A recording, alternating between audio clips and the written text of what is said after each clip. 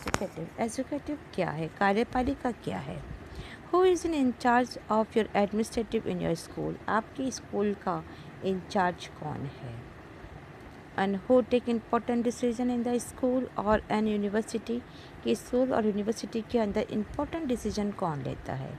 In any organs, कि ऐसा कौन सा ऑर्गेनाइजेशन है? Some office holder has to take decision and important those decision, कि जो पूरे ऑफिस के अंदर एक इम्पोर्टेंट डिसीजन लेता है या उसको लेना पड़ता है। तो we call this decision and implement those decision. तो we call this activity administrative और मैनेजमेंट। हम कहते हैं ये एक्टिविटी मैनेजमेंट के द्वारा की जाती है या उसके द्वारा हो सकती है। But administration require a body, लेकिन एडमिनिस्ट्रेशन को भी एक बॉडी की रिक्वायरमेंट होती है at the top that will take policies decision or a big decision and supervise and coordination the routine administrative functions। कि इसके लिए एक बॉडी की ज़रूरत पड़ती है और इस बॉडी के लिए एक ऐसा समूह चाहिए जो बड़े बड़े या नीतिगत निर्णय ले सके और जो हमारे डेली एडमिनिस्ट्रेशन के कार्य होते हैं उनकी देखभाल भी कर सके और आपस में इनके बीच में कोऑर्डिनेशन को भी बनाए रख सके। यू हैव रीड, आप पढ़ोगे, you have heard about the educative big companies. आपने देखा है या आप जानते हैं कि बड़े बड़े संगठन के अंदर कुछ बड़े बड़े एजुकेटिव ऑफिसर्स बैठे होते हैं।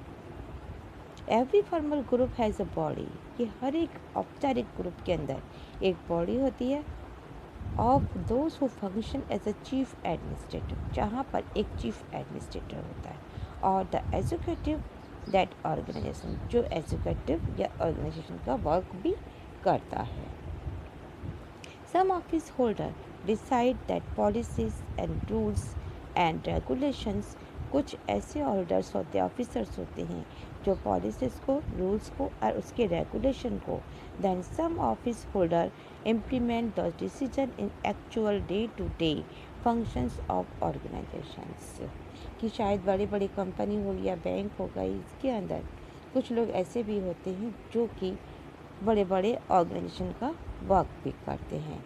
एक बड़े नियम की वजह से कुछ बैंक हैं या फिर इकाइयों में या कंपनीज के अंदर जो एडमिनिस्ट्रेटिव ऑफिसर्स होते हैं उनके बारे में हमने सुना होगा कि उनमें कुछ ऐसे भी ऑफिसर्स होते हैं जो रूल्स, रेगुलेशंस और कायदों के बारे में निर्णय लेते हैं। The world educative means the body of person that look after the implement of rules and regulation in actual practice. अब एजुकेशन का मीनिंग होता है कि कुछ व्यक्तियों के इस समूह को होता है जो कि कायदे और कानून को ऑर्गेनाइजेशन के अंदर रोज़ाना लागू करते हैं या एडमिनिस्ट्रेशन के अंदर डेली यूज़ करते हैं।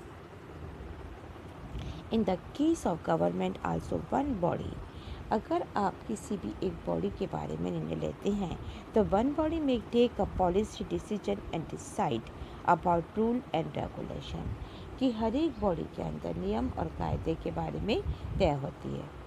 वाइल द अदर, जबकि दूसरे में वन बोर्ड बी चार्ज, कि अगर कोई कार्य किया जाता है तो उसके बदले में कुछ जिम्मेदारी होती है of implement of their rules. The organ of government the